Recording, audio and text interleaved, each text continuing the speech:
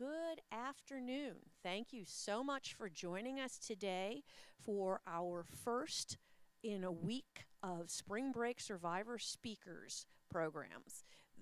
Unlike some of the times we've done this in the past, this will be a daily occurrence today through Friday, so we hope you can join us.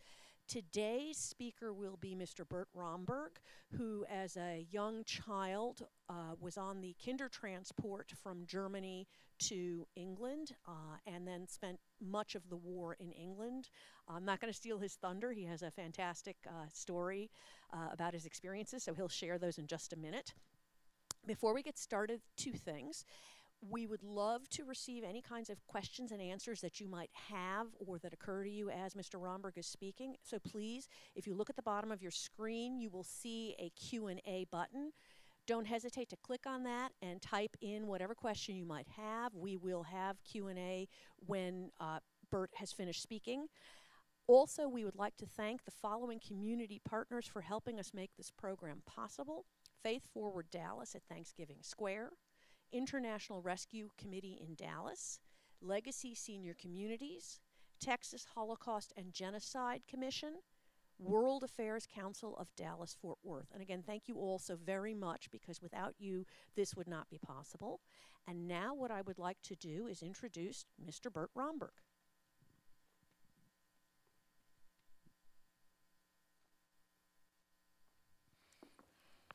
Thank you, Sarah.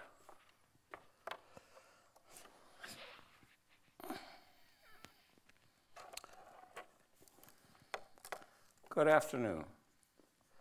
I'm going to tell you the story of one small family's experience forced to leave Germany and being sheltered in Great Britain by the English people for 6 years during the Second World War, and then our transatlantic journey to New York, or to the New World. I'll start with a little bit of history about our family. You will see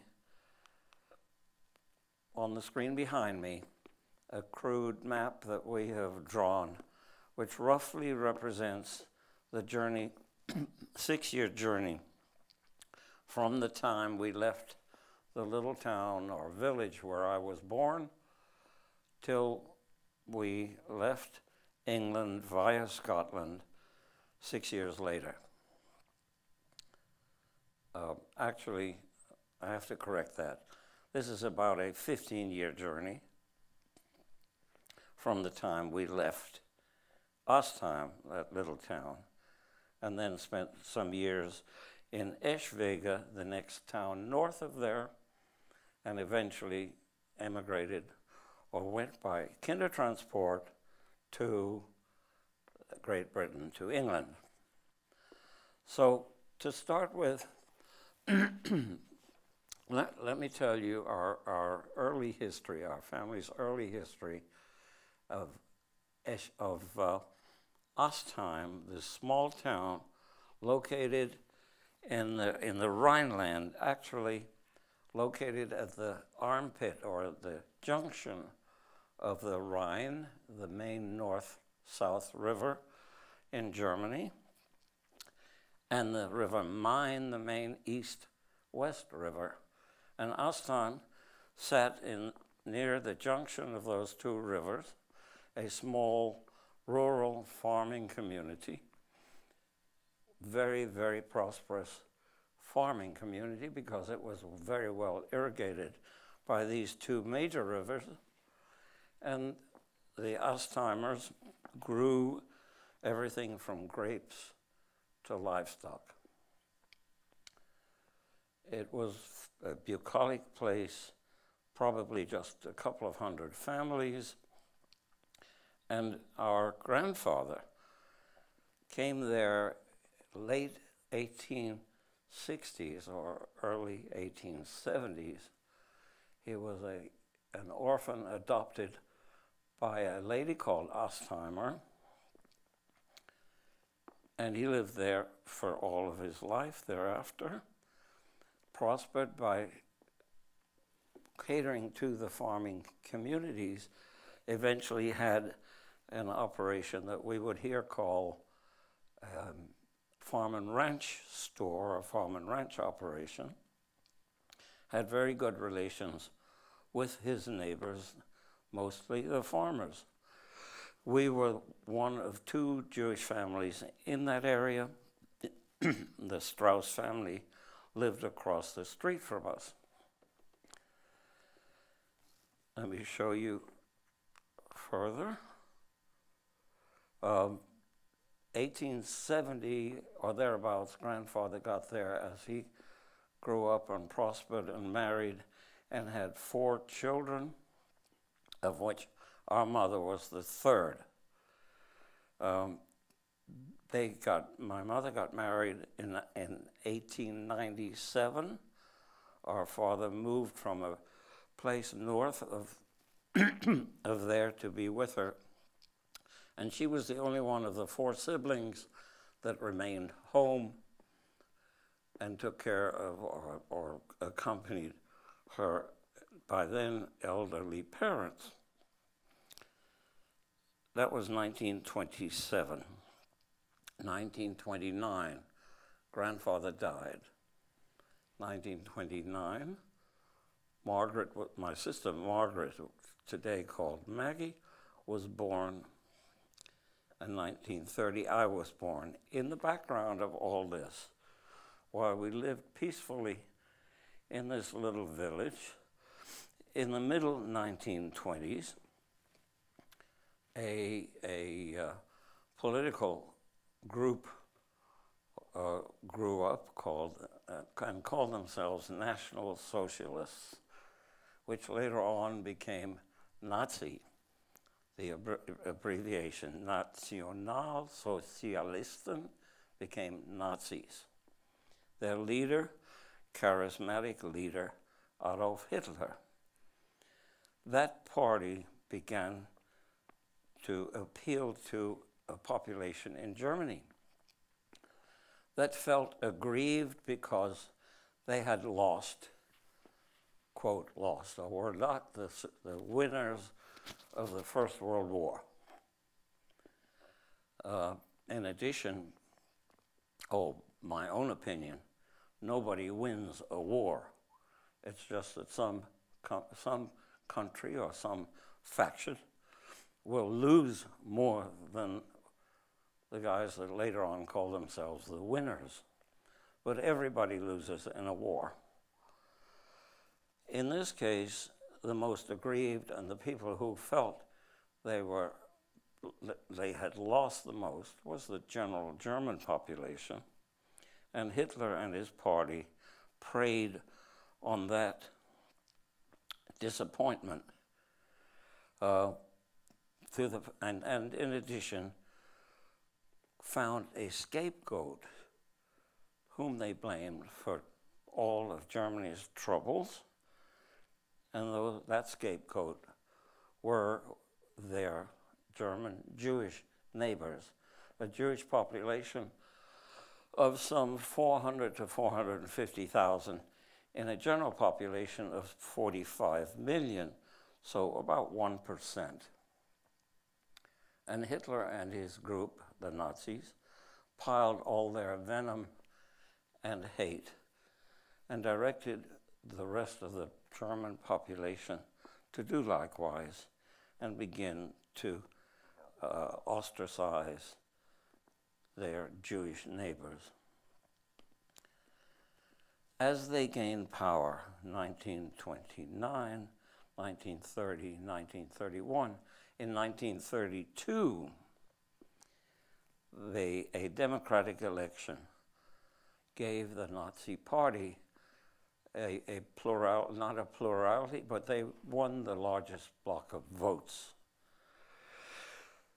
They were able to persuade some splinter parties to join them, and eventually that combination resulted in more than 50% of the vote, and they took charge of the German parliament, the Reichstag, and in 1933, Hitler became the Chancellor the equivalent of our president, early 1933. In the meantime, from that marriage, and you see the wedding picture of my father and mother, the bride and groom. On your right side of the bride is grandfather, on the left side is my grandmother, and this little guy in front is my oldest cousin, Kurt, who died here, about 5 years ago. And he shows up later in this talk. At this wedding picture, which is in our backyard in Ostheim, there probably were some neighbors invited, but the picture you see there is only family, cousins, uncles, and my aunts, and my uncle. The couple on your far left, and the little guy down below, Uncle Jake, Aunt Irene, eventually in early 1936 or thereabouts, managed to leave Germany and settled in New York. And they were responsible eventually for arranging for our coming from England to the United States. The next slide, the next picture you see is actually the marriage certificate, which we do have.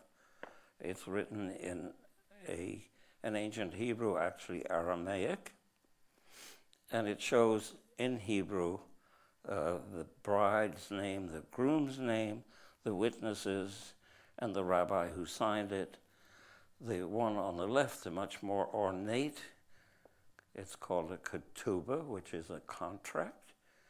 You can get that today for $10 on the internet. And if you want to know how to use it, contact us here at the museum. We'll talk you through it. Here's the pictures of Ostheim, the little town, little village where I was born. The pictures on the top left, the pictures on the top left are probably a bit more recent, maybe 20, 25 years ago. But the picture on the bottom right is the main street, and it was copied from a postcard. And I'll read you the postscript.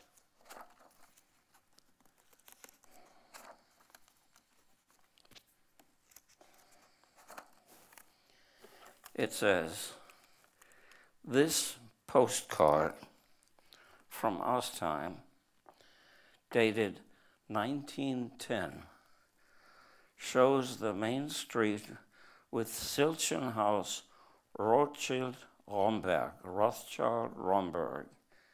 Later, it was a drugstore Greenwald, and today it belongs to Werner Schernick and Anna Schernick."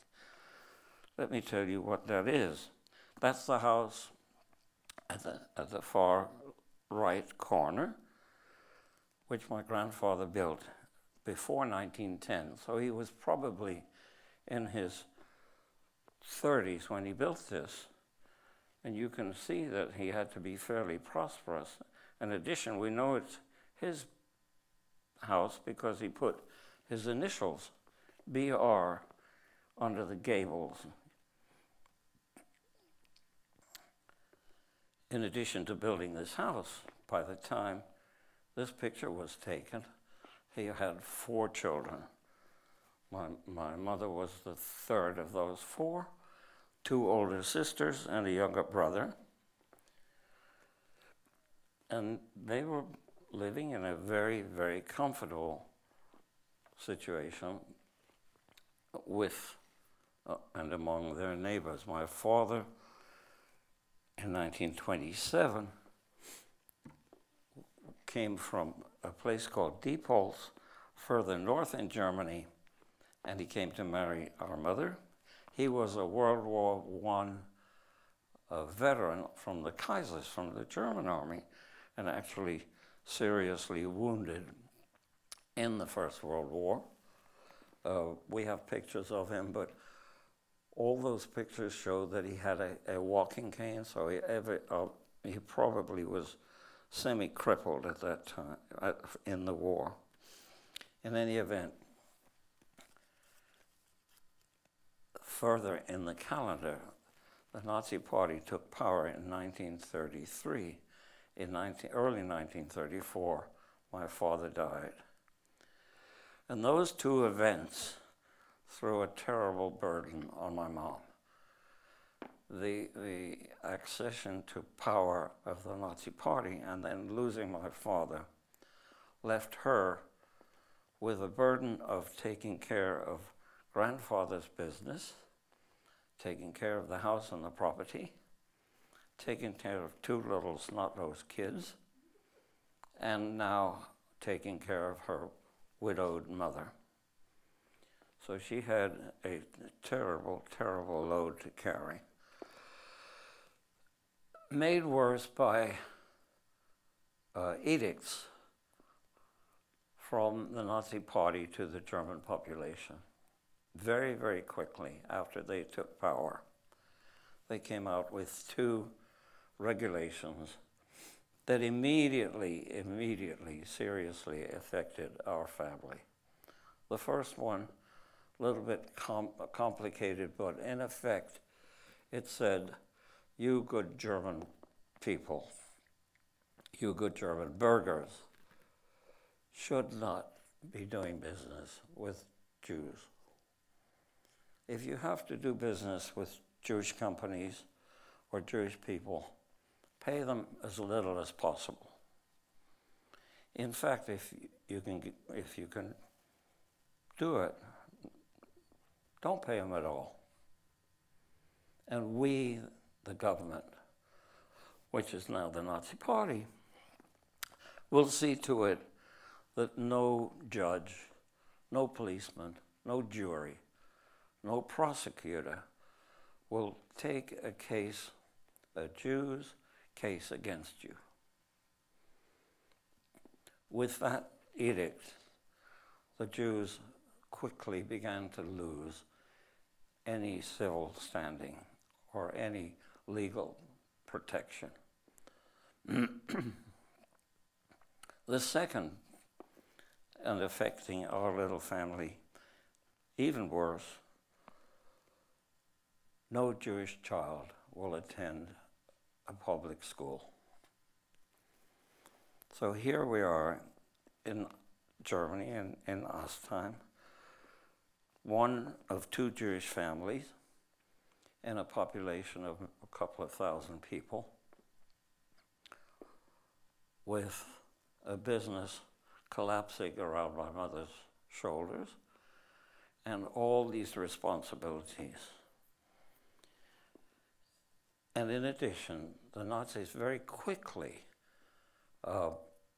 enforced these regulations, not by law, but by muscle. They put in every little town and in every city and every bigger town sort of local captains of civilian big shots or muscle that took their philosophy and began to physically exercise it by threatening our neighbors not to do business with the Jews, by encouraging kids on the block to beat us up or to harass us, and making life extremely, extremely uncomfortable. And in this atmosphere, Mama decided after a little while, she put up with it for 2 years, that we had to get out of there. And she was able to sell our property to the people in the next house, which was the local butcher, the Schernicks, who remained friendly with us at, I guess, some peril to themselves. And they gave her probably less than its true worth, but some value for the property. So we moved to Eschwege, where my Aunt Irene, my Aunt Paula, and her family lived. And Eschwege was a rather larger town, probably 25,000 people. And she reasoned that there, which was a little more cosmopolitan, the atmosphere for Jews would be a little easier, or we could get along, but the big attraction was that Eschwege had a Jewish community that was operating its own school. And it was there that we, Maggie and I, began our education. And that was here. Here's Maggie and I. Well, the lower pictures you see there, those lower pictures up in our backyard in Astan, the upper one for sure had to be in Eschwege. And this picture was my mother, Maggie, and I in Eschwege. And that building behind us was the apartment house where she got us a place to live. And that was the courtyard, I think, of the apartment house. And you see this little guy with his hair combed, maybe for the first time, and his ears probably cleaned out, and he's wearing a nice white shirt and a nice cravat. And that had to be my first day in school. That's a typical sort of German celebration of entry into the school system. So that was me going probably to kindergarten and Maggie to first grade in Eschwege in 1935, 1936. And sure enough, life for us for about a year seemed to be somewhat easier or less constrained by having to worry about Nazism. And Mama took in sewing. She became a home worker with a sewing machine. She took in alterations for neighbors and friends to supplement whatever income or to help out the money that she got for the house in Ostheim. That was 1936, 1937. And then the Nazi propaganda, the Nazi hatred of the Jews, and the demonization of the German Jewish neighbors by the general population began to seriously infiltrate into Eschwege. And Maggie, much more clearly than I, remembers us being accosted by the neighborhood kids who should have been our friends but became our bullies. And they would, on the way to or on the way home from school, accost us. I don't know if we actually got beaten up. I think Maggie said we did. They threw our books in the gutter. They pilfered our lunch boxes, and we'd come home crying. But there was nothing to be done about that because probably this policeman on the block probably egged them on. And this got worse and worse. And in 1938, toward the end of 1938, a horrific event called the Kristallnacht occurred. Kristallnacht. German is full of combination words, 2 or 3 words combined that will tell a story that you would take the average English-speaking person sentences or paragraphs to explain. Kristall is crystal, but in this sense means crinkling or broken glass. And Nacht is night, so it's dubbed the night of the broken glass. And it was a a central government organized event in every city, town, hamlet, village, a pillaging of Jewish property, apartments, houses, businesses, and its name comes from streets littered with glass, from broken property, broken glass, stores that were broken into, windows that were broken out, etc., etc. But the worst part of the Kristallnacht event in November of 1938 was Jewish men 18 years and older were kidnapped and taken to the first of the concentration camps. And the world heard for the first time names like Dachau, Buchenwald, Groß Rosen, beautiful names for terrible places, places where people were taken, vilified, horrified, physically abused, in many cases assassinated or murdered. And these men were in there for anywhere from a few weeks to several months.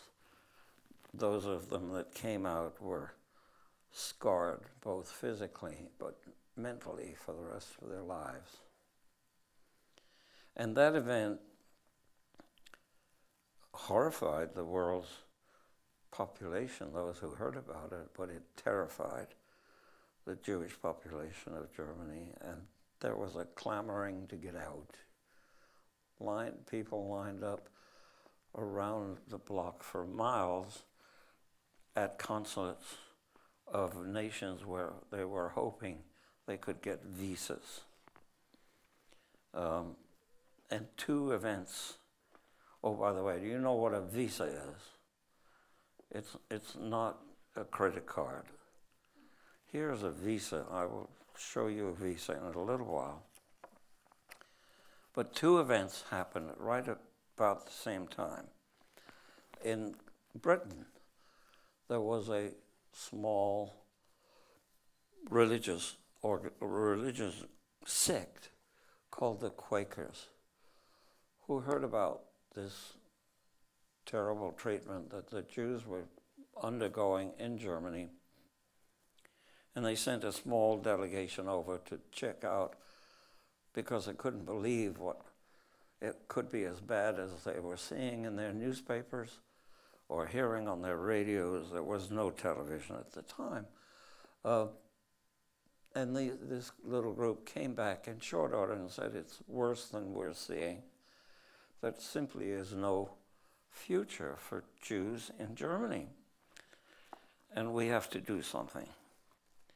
And they, along with a Jewish immigration group called the Bloomsbury House, which is sort of a refugee resettlement society, petitioned the British government to let Jews from Germany come in quickly without all the formalities of normal immigration, without all the bureaucracy. And the British Parliament stalled. Britain was the first, historically, the first of the really potent trade union nations. And the unions seriously controlled British elections. And Parliament said, if we let refugees come from anywhere but Germany or anywhere else, and flood us with people who need work, we're in the middle of a recession here. We can't employ, nor can we occupy the people we already have, and the unions will vote us out of office post haste. So no, you can't let them in.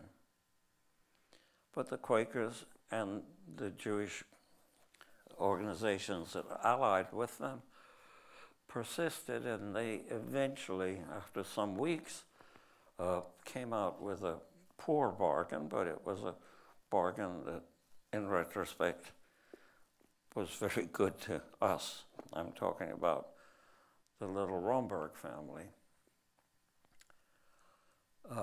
That bargain was that they would be allowed to bring in Jewish children, 15 years and younger, because kids won't take our jobs.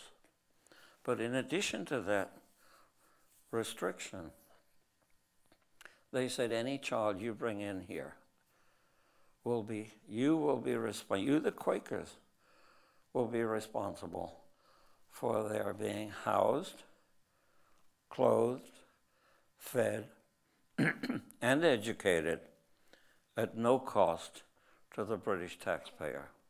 You'll see to it that those children that you bring in will be taken care of without any cost to the British Treasury. And the Quakers said, okay, that's the best we can do. We'll take that bargain. During that negotiation, they realized they would come out with some modicum of relief for Jews, and they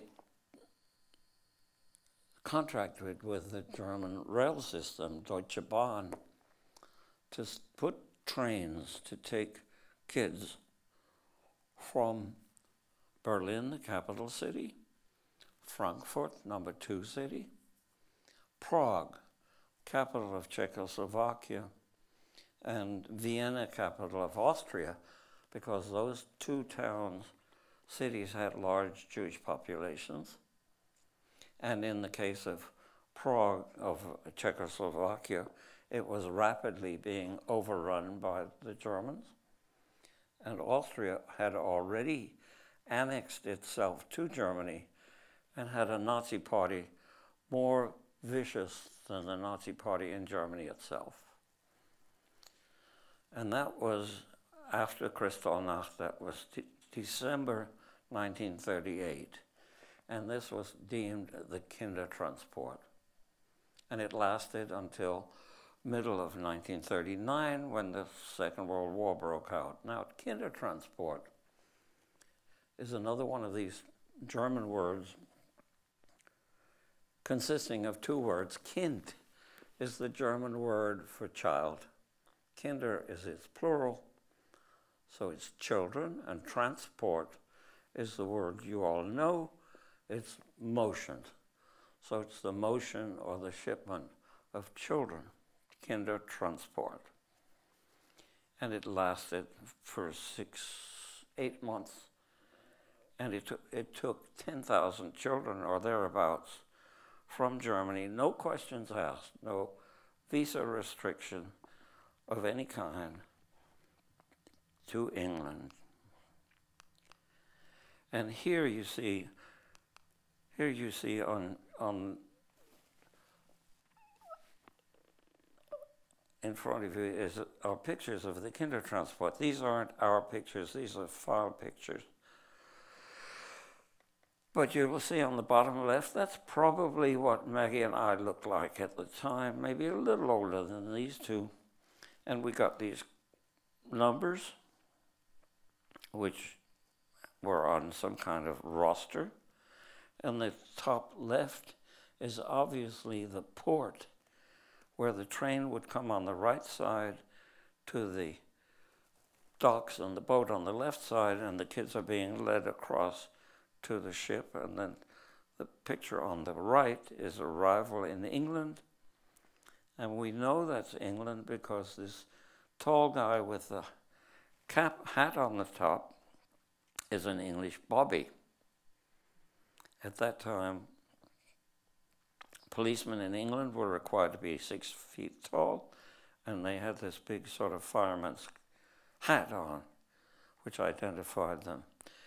And the journey and the Kindertransport, you'll see on this map, is through Holland over to England to Harwich, the port that services London, and eventually to Liverpool Street Station in London. I want to go back some. Now, how to get there? Kindertransport started at the end of 1938.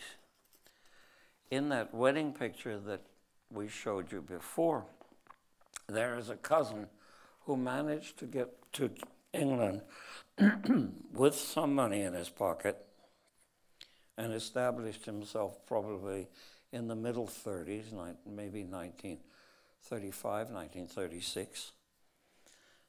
Started a very nice little business and had been all that time until 1939, 1940, corresponded with my mom. And he arranged somehow to get a visa for my mother. The visa looks like this. This is a photocopy, but I'll read you what it says. And it's dated February 27, 1939. It says, instructions part of it, refugee to be admitted to the United Kingdom on condition that she does not enter any employment other than as a resident in service in a private household, which in good Texas English translates to, Mrs. Romberg, if you want to work in England or if you have to work in England, you're going to be a housemaid in a house. And it's signed by Coordinating Committee of Refugees on behalf of applicant and two children, Bertold and Margaret. So it's a visa allowing us, but particularly allowing Mother to go to England without any further question. And it shows up at the same time as the Kindertransport. And she reasoned, we got to get out of here somehow. She heard about the Kindertransport. And as magnificent as the Kindertransport was, its shortcoming was that it was limited in both geography and in time, because many Jewish families never heard about it. And even if they heard about it, they were too far away from these 4 locations to get there, so that only 10,000 kids got out. And the equation for this, 10,000 children out of 1.5 million that later on perished, survived. Let me show you something else. Up here you'll see up here is a map that we superimposed on a very important document. The map itself is intended to show a little bit of Europe at the time. The red is Germany with 400,000 Jews. And then around it are all the countries that in short order after the beginning of World War II, early September 1939, the Germans overran in the Blitzkrieg. And in all those countries, beginning on the west in France, Holland, Belgium, eventually Italy, and then on the east, Poland, Lithuania, Latvia, Estonia, Belarus, Ukraine, Russia, Poland, Romania, etc., etc., etc. They controlled all of that territory and took the Nazi philosophy with them in spades. So that instead of 400,000 Jews under their control, the Nazis had 8 million under their control. And 6 of those 8 million perished. But here, the other document is the red tape that Mama had to go through to get permission to leave. by this time, Germany was, by middle 39, Germany was so tightly controlled that no citizen was allowed to travel without official permission. And in our case, some additional restrictions. So this document, which we also have, but it's pretty badly frayed, it is dated 1939, and it has a couple of things in it that will astound you. Another restriction that the Germans put on the Jews. They decided at some point to further identify Jews and further separate them or identify them to from the rest of the German population, to give them what they considered a Jewish name or a Hebrew name, so that in one fell swoop they were able to actually accomplish what they thought was the right thing to do. Jews should have Jewish names, so they get rid of their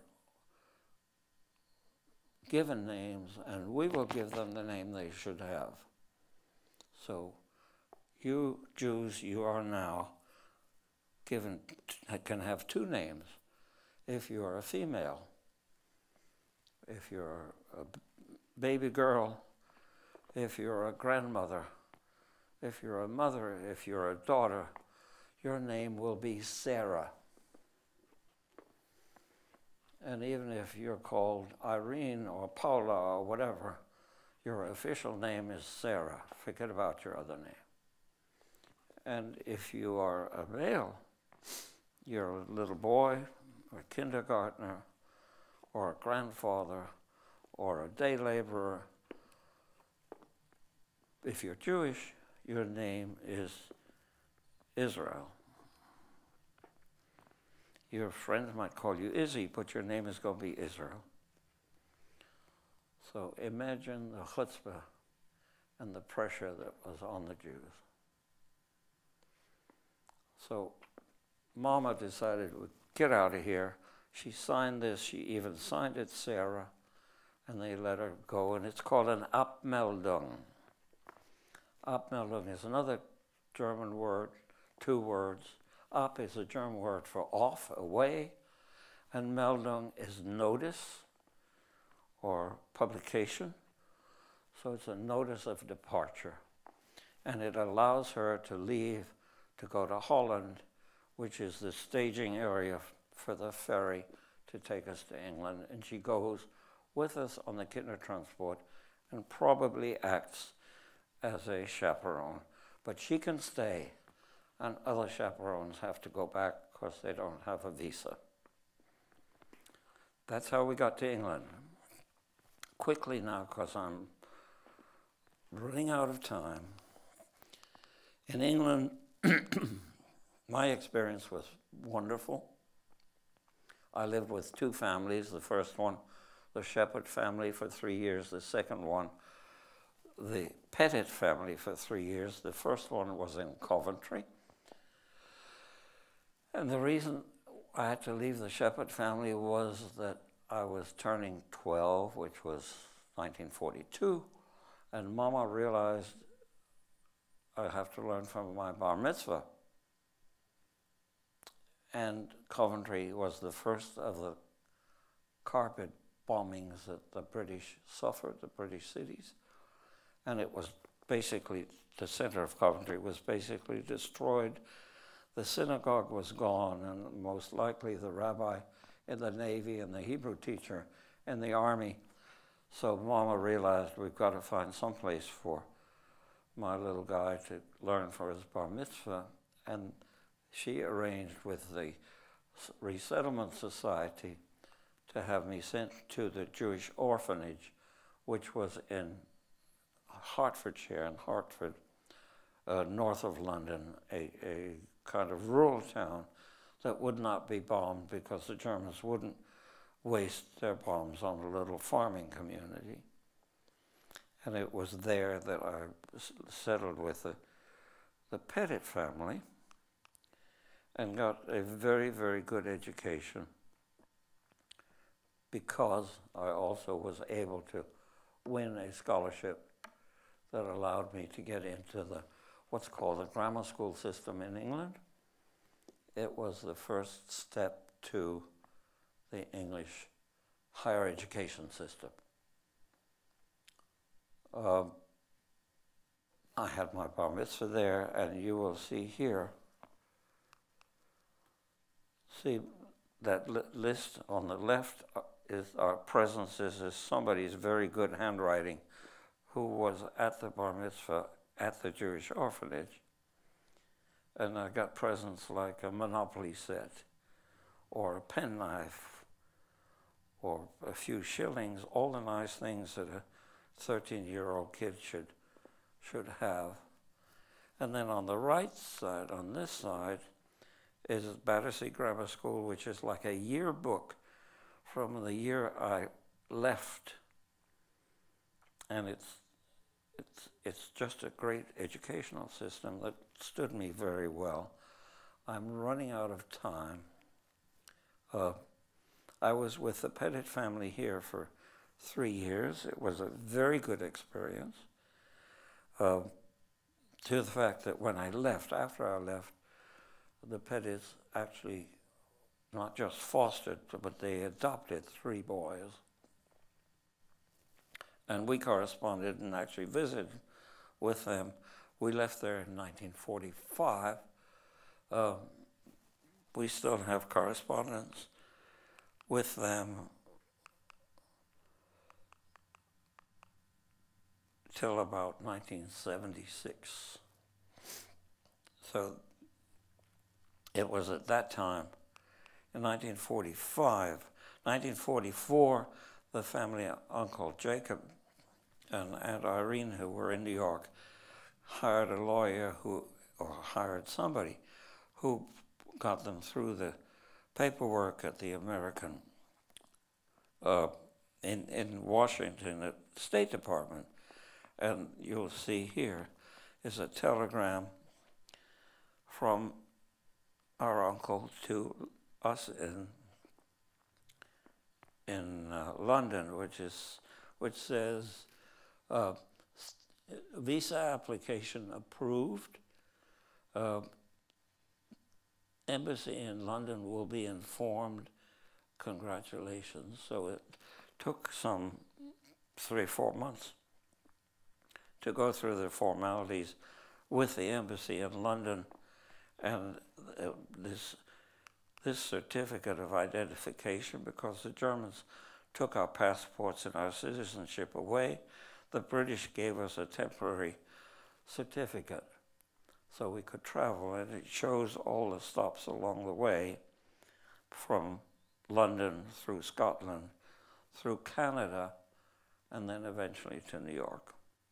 And on the right side here is a picture of our cousin Kurt, the little guy that you saw in the wedding some 20 years earlier.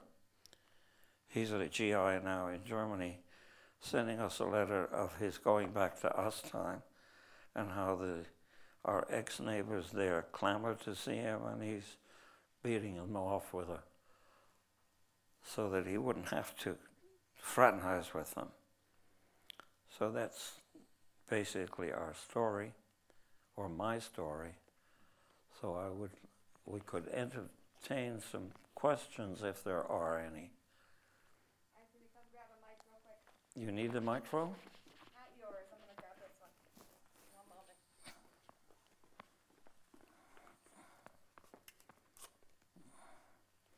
Okay. So,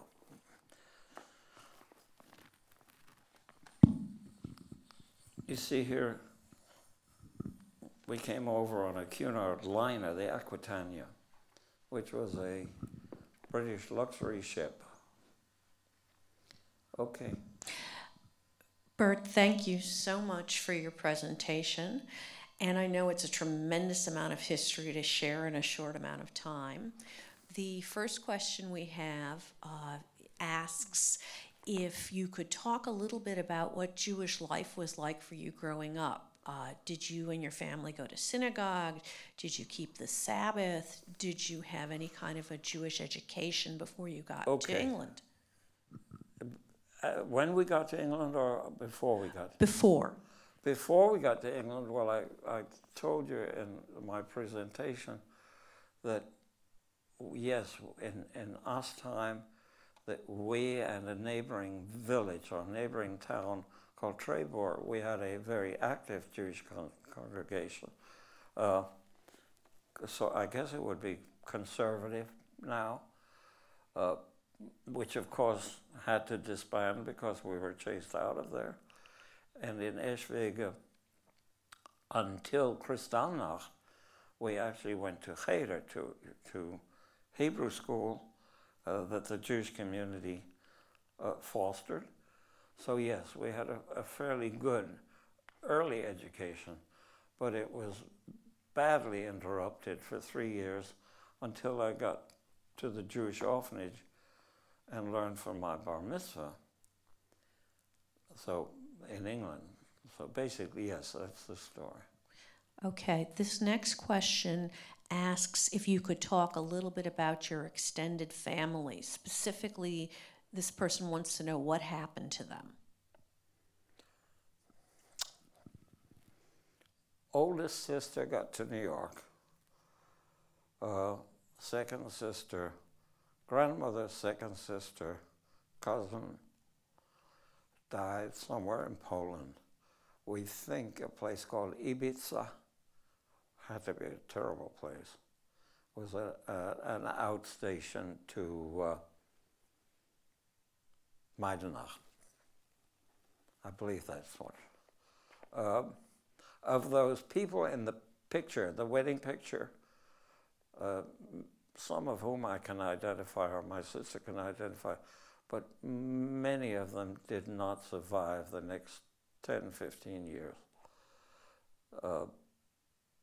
So that's, yes, that's the story. We did find 4 cousins who survived, all women, all our age, Maggie and my age, in Essen. They were the children of my father's next youngest brother, but who had a Catholic wife, and she sheltered them, and they survived. And we've been in touch with them ever since. So that's, and then my father's youngest brother. My father was the 7th of 13 children, and we only ever knew 2 of them. We knew about some of them. We didn't know about any of the older ones. We think one eventually got to Boston because there's some Rombergs in Boston. And the youngest one, Uncle Carl, got to Chicago. That's it. This audience member asks a very interesting question. She says, if there were only 2 Jewish families in your village, were you treated the same as Jews in the bigger cities? And then the really interesting part, why would the Germans bother with just 2 families? We were treated, well, we got out of that little village to Eschwege, right? But the Strauss family never made it out. I mean, the Strauss family was deported out. They were taken out rather than they went out. And none of them survived. What's the last question? Why do you think they bothered if they had big towns full of Jews to come after 2 small families? Because they posted or they promoted local Nazi captains. And it was these guys that was a badge of honor to go after the Jews, to belittle them, to get rid of them, to rob them, and to benefit from persecuting their 1% Jewish population. This question comes from a 15-year-old college student and somebody who is super interested in World War II. But what they're asking is, did you see a drastic change in people after the war? Did people seem to you to be less trusting, or were people more united and more of a community?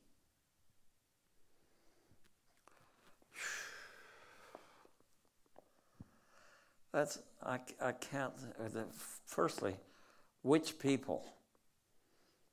Americans? The British, I think more, because they were directly affected and they lived there and they had to take care of each other because they were being blitzed daily. So I would say yes, they became neighborly, friendly. That's not to say there was no anti-Semitism in Britain, because it was latent, but they were nice, and they took care of us, and we survived. And they didn't demand that we pay them back. They had, those of them that fostered us were, for the most part, kindly.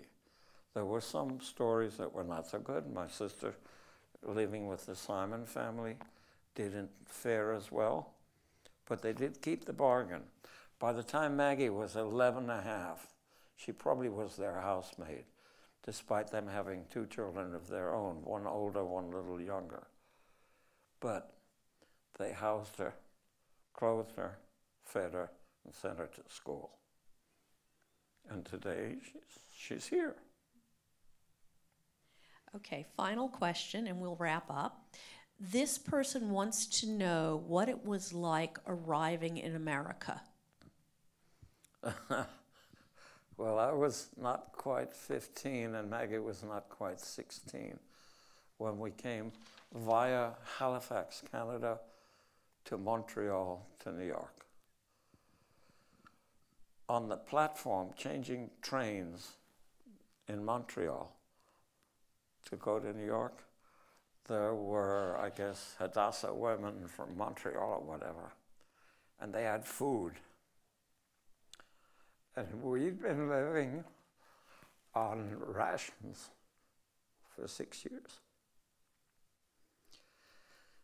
and hadn't seen a banana. So Meg and I gorged on bananas. And when we get to New York, there was a lady from Eschwege that my mother had befriended her parents in Eschwege, and she took us to Radio City. So as a child, we arrived in heaven. That's the answer. Thank you, Bert. What I would like to do to close out is to thank you for sharing your story about your experiences. Yes, absolutely. Let me interrupt you. I'm a refugee, and normally many of these talks we give to children, school classes.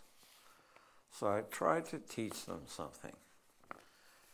And in our Bible, or in anybody's Bible, your Bible, the Quran, whatever, there are many references on how you treat the stranger. And I discussed this with my rabbi one time, and he took me to his office, and he pulled up quickly on his computer 30 references out of our Bible.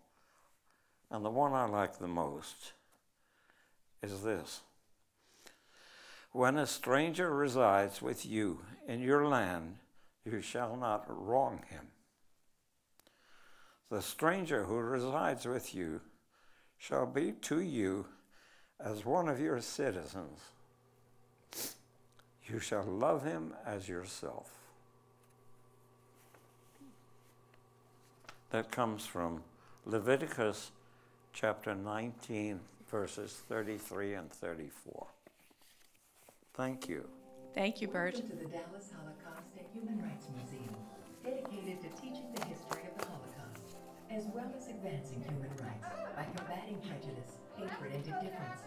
Join us as together we can inspire students and citizens worldwide to respect human dignity and promote understanding.